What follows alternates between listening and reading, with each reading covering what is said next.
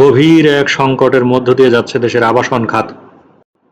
নির্মাণ ব্যয় অস্বাভাবিক হারে বেড়ে যাওয়ার পাশাপাশি ফ্ল্যাট বিক্রি কমে যাওয়ার ফলে প্রচণ্ড চাপে পড়েছে আবাসন কোম্পানিগুলো।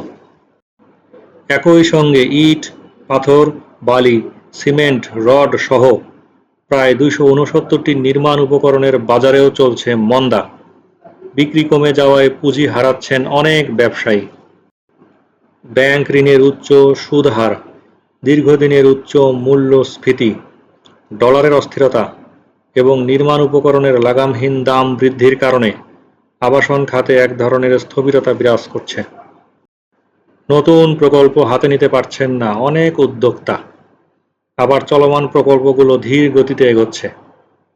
এমন একটা মন্দাবস্থা থেকে উত্তরণে এই খাতের ব্যবসায়ীদের জন্য নীতি সহায়তা অত্যন্ত জরুরি হয়ে পড়েছে।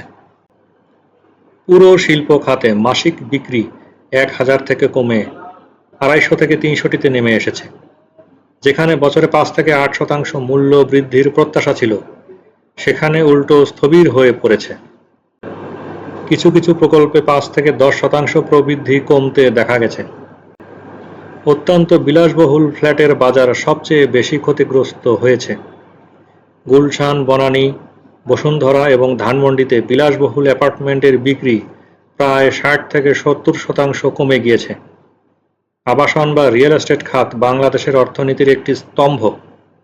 এই খাত যদি সংকটে পড়ে, তাহলে পুরো অর্থনীতি বিপর্যয়ের মুখোমুখি হবে। জিডিপিতে ১৮% অবদান রাখা এই খাত বর্তমানে নানান কারণে মন্দার সম্মুখীন। ইট, বালি, পাথর, রড, সিমেন্টের মূল্য প্রায় ২৫ থেকে ৩০% বৃদ্ধি পেয়েছে। গত ২ বছরে বিক্রি নেমে গিয়েছে প্রায় অর্ধেকে। বর্তমানে একটি ফ্ল্যাট বা বিল্ডিং নির্মাণের খরচ প্রায় ৩০% বেড়ে যাওয়ায় ক্রেতাদের ক্রয় ক্ষমতা কমে গিয়েছে। ফ্লোর এরিয়া রেশিও বা ফার কমে যাওয়ায় আগে যেখানে ৮ থেকে ৯ তলা দালান নির্মাণের সুযোগ ছিল, এখন সেটি ৫ থেকে ৬ তলায় সীমিত হয়ে গিয়েছে। ফলে অনেক জমির মালিকরা তাদের জমি আবাসন কোম্পানির কাছে হস্তান্তর করতে আগ্রহ হারাচ্ছেন। ডেভেলপার নয়, নির্মাণ উপকরণের সঙ্গে জড়িত হাজার হাজার ব্যবসায়ী সংকটে পড়েছেন। বিক্রি না থাকায় অনেকের পুঁজি শেষ হয়ে যাচ্ছে। ব্যাংক ঋণের সুদ হার বেড়ে গিয়েছে, নির্মাণ ব্যয় বেড়ে গিয়েছে, কিন্তু ক্রেতা কমে গিয়েছে। এই পরিস্থিতিতে টিকে থাকতে হলে আবাসন এবং নির্মাণ উপকরণ খাতের জন্য বিশেষ নীতি সহায়তা জরুরি। আবাসন খাতের সঙ্গে প্রায় ১৬৯টির বেশি ব্যাকওয়ার্ড লিঙ্কেজ শিল্প জড়িত। এর মধ্যে আছে রড, সিমেন্ট, সিরামিক, কাঁচ, রং, ইট, বৈদ্যুতিক সরঞ্জাম, অ্যালুমিনিয়াম, কাঠ এবং স্যানিটারি পণ্যের বিভিন্ন বাজার। আবাসন খাতের মন্দা সরাসরি এই সমস্ত শিল্পেও প্রভাব ফেলছে। আবাসন খাত দেশের অর্থনীতির অন্যতম চালিকা শক্তি। এই খাত সচল থাকলে কর্মসংস্থান বাড়ে, শিল্প কারখানার উৎপাদন বাড়ে এবং সরকারের রাজস্ব আয়ও বৃদ্ধি পায়।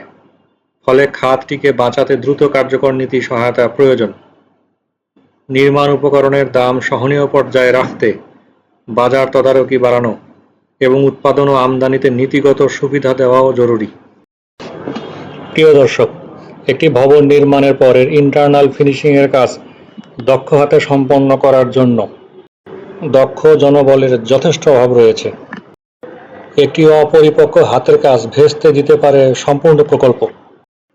তাই নির্মাণাধীন একটি ফ্ল্যাটের সমস্ত কাজ, ইলেকট্রিক্যাল, প্লাম্বিং, স্যানিটারি এবং টাইলস, প্যাকেজ আকারে দক্ষ লোক দ্বারা সম্পাদনের জন্য ডেসক্রিপশন বক্সে দেখানো নাম্বারে যোগাযোগ করা যেতে পারে। প্রকৌশলী আহসান।